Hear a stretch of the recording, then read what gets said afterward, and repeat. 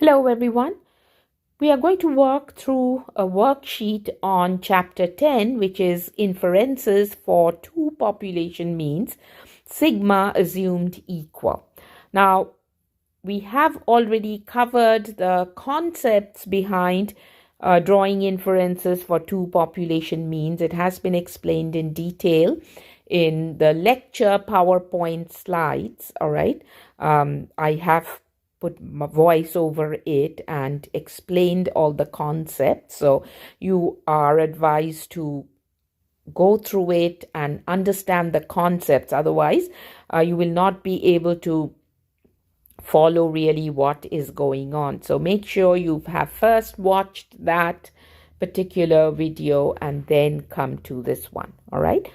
So it says here, independent simple random samples of 35 faculty members in private institutions and 30 faculty members in public institutions yielded the data given. So we had introduced this particular problem in the lecture PowerPoints as well, where we said that we wanted to compare the mean salaries of faculty members in private schools and public schools and determine if the salaries are different or not.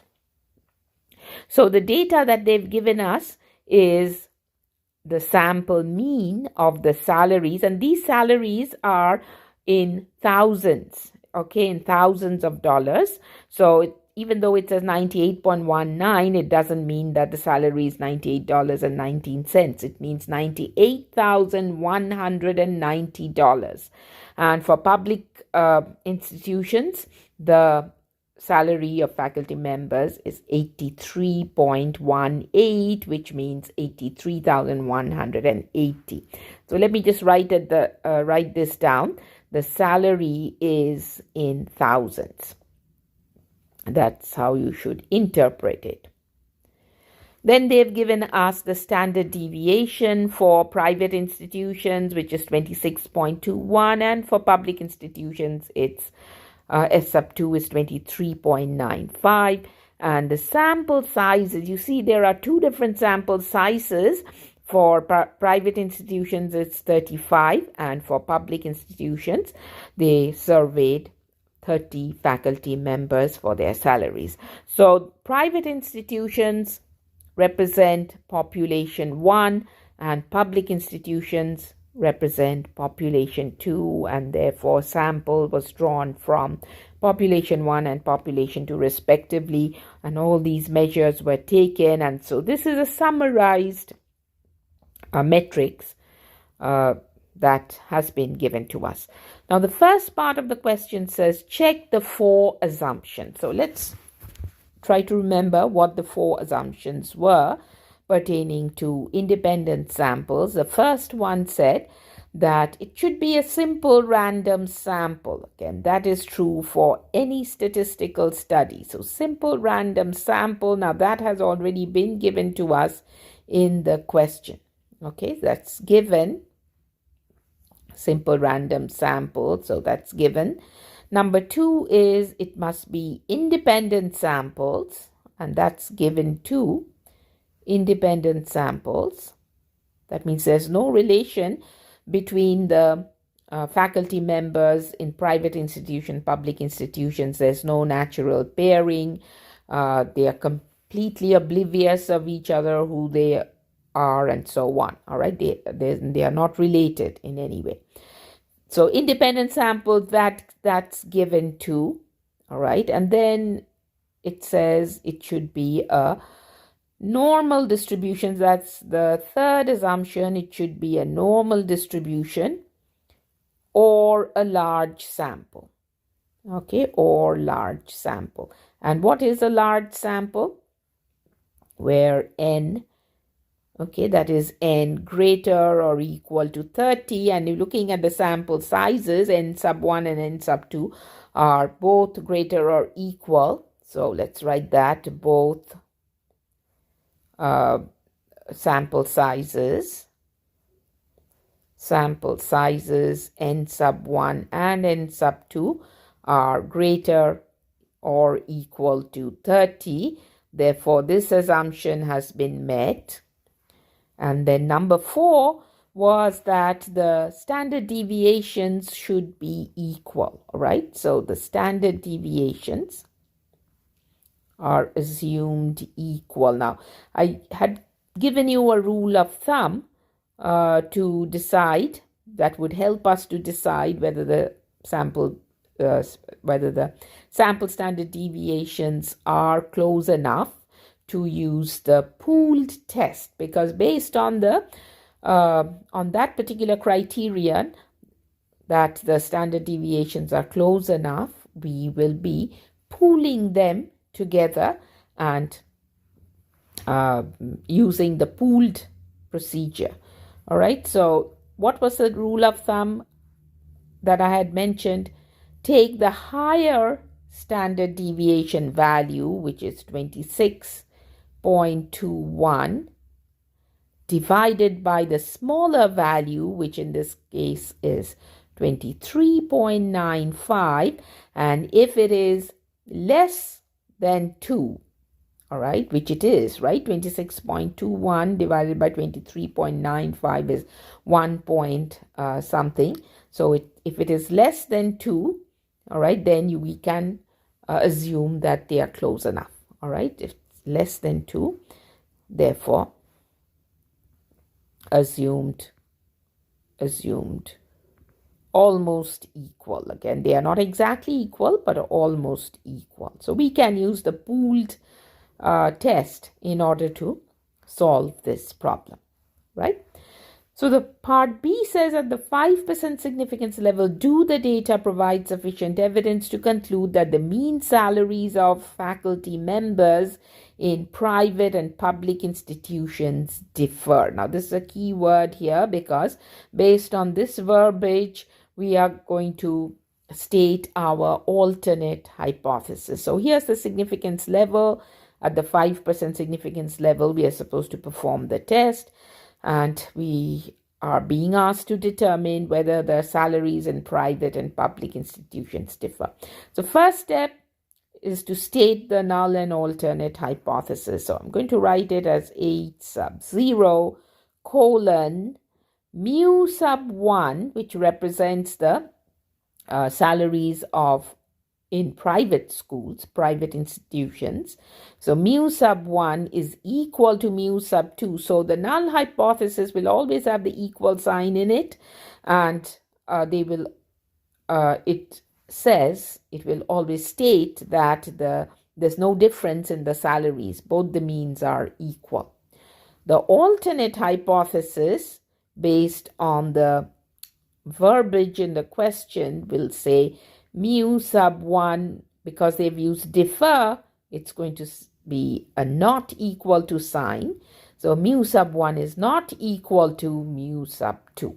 All right. So based on the alternate hypothesis statement, it's going to be a two-tailed test, correct? It's going to be a two-tailed test. We can determine that based on the alternate hypothesis. Step 2 says determine the significance level at which you are testing. Now, we were asked to perform the test at 5% significance level. Therefore, alpha is going to be 0.05. However, because this is a two-tailed test, we are going to have to split alpha into 2. All right, for a two-tailed test, it's going to be alpha divided by 2, which is 0.05 divided by 2, which is 0.025. And a two-tailed test means that the reject region is going to be on both ends of our curve. Right? So here it says draw a diagram showing rejection and non-rejection areas based on the alpha value.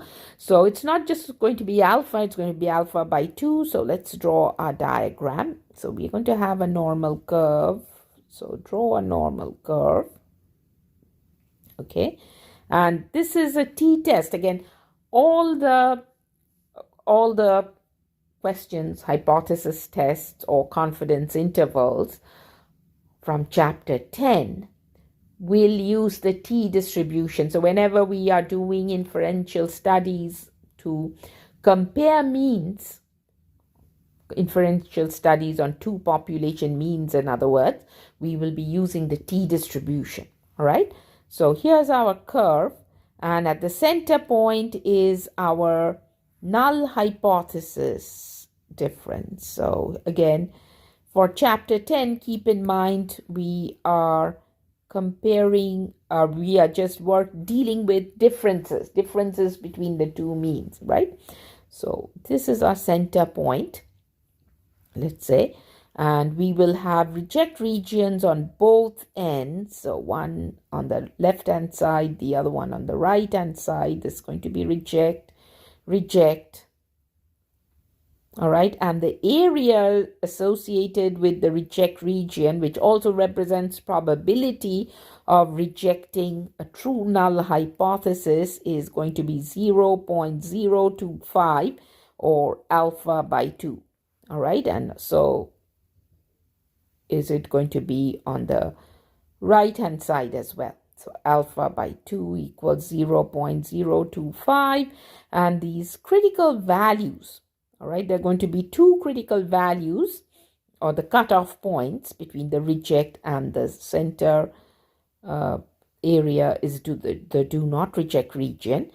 All right, so the cutoffs are going to be the CV, or the critical values are going to be plus minus, because it's a two-tailed test, it's going to be plus minus t of 0.025 with df. Now let's stop here and think about the formula for the df. All right, the formula for the df for two populations is n1.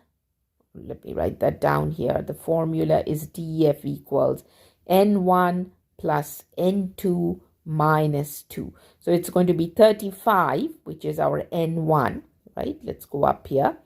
n1 35 plus 30, so 65 minus 2. All right. So 65 minus 2, it's going to have a df of 63. df of 63. So when we do the test with one of those approaches, when we go on to performing the test with the critical value approach, we will find the exact value of t sub 0.025 with df 63. The next step says calculate the test statistic. Now to calculate this test statistic, we have been given the formula here. The first, we have to find the pooled standard deviation. All right, we are using the pooled test. So the pooled test involves combining the two standard deviations into one by taking their weighted average. All right, by calculating their weighted average. So because they are close, because they are almost equal, we will combine them into one pooled standard deviation, but we are going to weight them based on their sample sizes. So the formula is given to us, and for this course, again, you don't need to memorize formulas. Will be provided a formula sheet.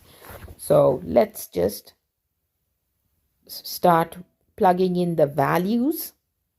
All right, again, make sure you're showing all the steps because you will be graded on the steps. All right, and if you go wrong, because these are calculation intensive, if you go wrong with the final answer, if you've shown the steps, then you get most of the points. All right, so n sub 1 minus 1 is, n sub 1 was 35, so it's 35 minus 1, and then s squared. All right, so s was 26.21 squared plus n sub 2 is 30 minus 1, and then s sub 2 was 23.95 squared, 23.95 squared divided by, and let me write this a little more clearly, squared. And n1 plus n2 minus 2, that is the df value, right? So that's going to be 35 plus 30 minus 2. So it's going to be 63. So let's work the steps now. So we will end up having 35 minus 1 is 34. And then 26.21 squared is 686.964. Again, I recommend that you work, even though you will be using your calculators, please work step by step. All right, don't try to punch in everything at once in your calculator, because if you make a mistake punching in, you will get a wrong answer, which will affect the entire problem. All right, which will get the entire problem wrong, which you don't want. Now 30 minus 1 is 29, and 23.95 squared is 573.602, all right, divided by 63. And let's just work what we have under the radical. Okay, we will have, once you complete the calculation under the radical, you will end up with the square root of 634.781 roughly. So when you take the square root of that, you will get an pooled sample standard deviation value of 25.19. So once we have this calculated, we can go on to finding t sub 0, right? This is the test statistic, the evidence. So t sub 0 is going to be x bar sub 1. So you get all these values, pick all these values from the summarized table here. So that will be 98.19 is x bar sub 1, 98.19 minus 83.18 divided by S sub P. S sub P is what was calculated here as 25.19. So 25.19, and then square root over 1 divided by 35 plus 1 divided by 30. All right, so the numerator calculates to 15.01. The denominator calculates to 6.265. All right, I'm just rounding it. Hold on one second. 6.265. So we end up with a test statistic value of 2.395. That's our test statistic value. All right. Now we have to go on to step 3, where this is not quite step 3. It should be step 4. All right, let me correct that.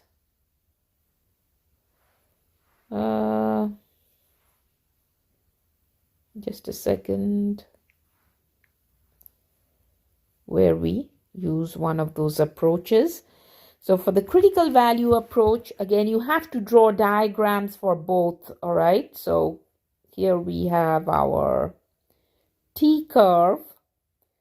All right, so again, at the center point will be the mean difference, and then we will have reject on the left hand side and a reject on the right hand side as well, because it's a two-tailed test, correct? So reject, and this area is alpha by 2 equals 0.025, and this area as well is alpha by 2 equals 0.025. And we have to find the critical value, or these cutoff points here between the reject and the do not reject regions, is going to be plus minus. So let me write that here. The critical value is plus minus t of alpha by 2 with df equals 63, correct? So we already calculated the df up here, right? df is 63, which is n1 plus n2 minus 2. So T of alpha by 2 is T of 0.025. So again, plus minus, don't forget the plus minus for a two-tailed test with DF equals 63. You can look up your table. It should be a value of plus minus 1.998. All right, so we'll have minus 1.998 on the left hand side and 1.998, positive 1.998 on the right hand side. And now that we have drawn our figure with the reject and the do not reject regions, as well as determined our critical value, we bring our test statistic of 2.395 and see where it falls in these regions. So what was our T sub 0? T sub 0 of 2.395, right, is, where does it fall? It falls somewhere in the reject region, right, to the right of 1.998. It is greater than 1.998. It will fall somewhere to the right of 1.998, somewhere maybe here, I don't know, 2.395 or okay, so it falls in the reject region, so the decision is going to be therefore reject null hypothesis. All right, now for the p-value approach, the way it works is, all right, we take our test statistic value. For the p-value approach, we don't have to figure out the critical value and the reject and the do not reject regions. All right, that only pertains to the critical value approach. For the p-value approach, take your test statistic. All right, so what we are essentially doing is, just a second, oops.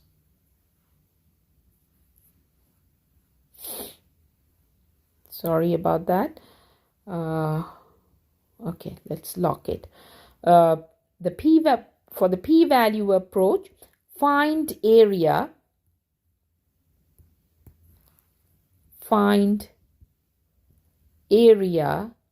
corresponding to the test statistic value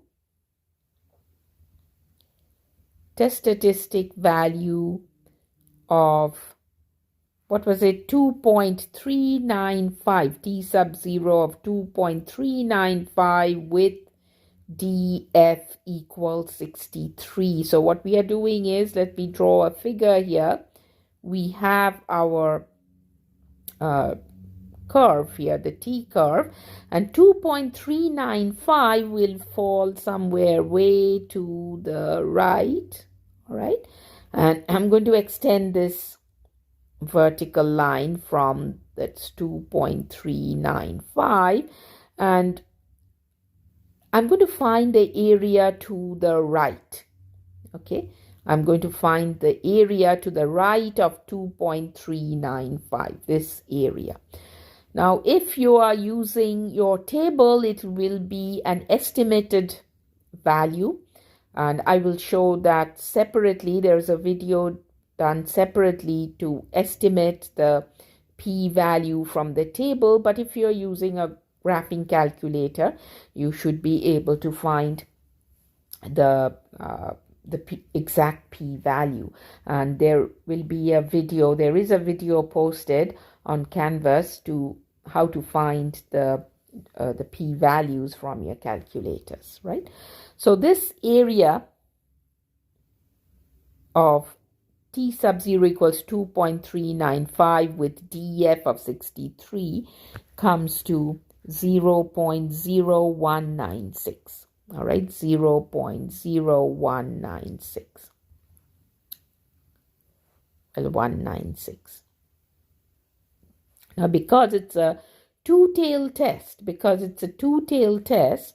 you have to multiply. This is the p-value. You have to multiply this p-value by 2. So the actual p-value is 2 times 0.0196. All right, that's the p-value, but you have to multiply it by 2 and then compare p-value with alpha. Okay, so you compare p with alpha.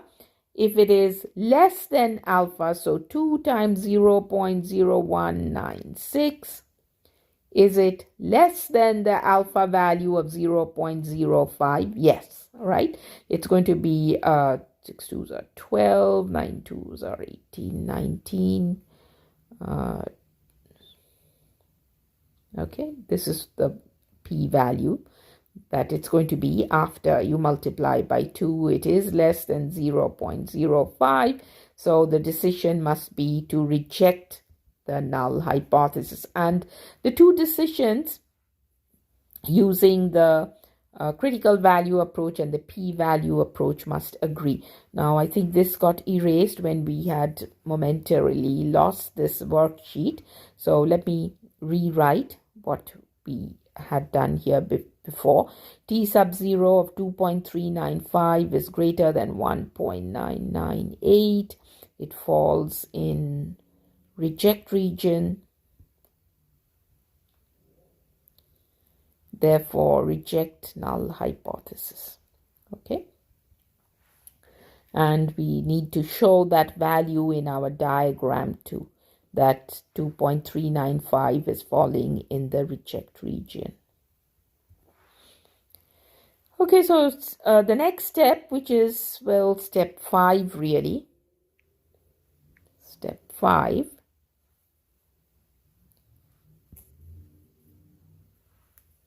says do not reject. It says it should be reject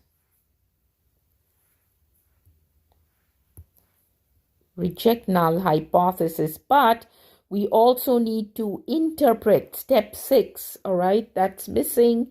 We cannot complete this without interpretation, and that is the interpretation of in hypothesis tests and confidence intervals carry a lot of points. All right, so let's do that. Step 6, interpretation.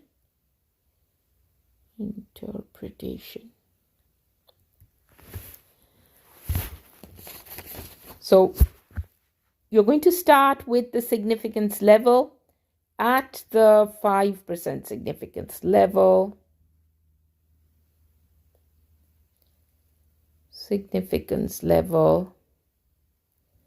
Now, because it's rejection, that means our evidence is strong enough to reject the null hypothesis. The data that we came to the table with is strong enough. It provides sufficient evidence. So we are going to say at the 5% significance level, the data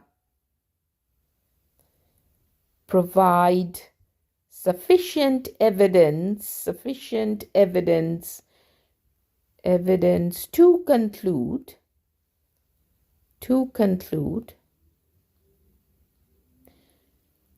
and then you can just take the verbiage from the question itself. To conclude, whatever comes after conclude in the question, that mean salaries of faculty members in private and public institutions differ. All right, that to conclude that the mean salaries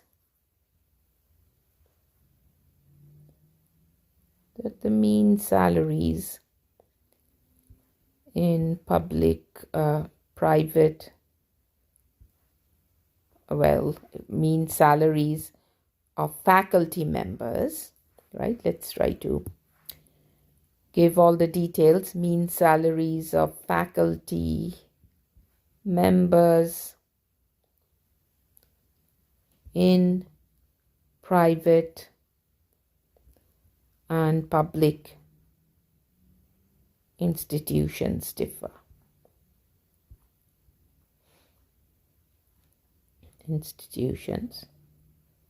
differ. All right. So it's important that when you work with an application-based problem, you have to interpret it in terms, in context of the problem. All right. It's not uh, right to just say that the data provides sufficient evidence to reject the null hypothesis. Right. Please state the interpretation in context of the problem. That the problem was that we were uh, comparing the mean salaries. So therefore you have to say, to conclude that the mean salaries of faculty members in private and public institutions differ.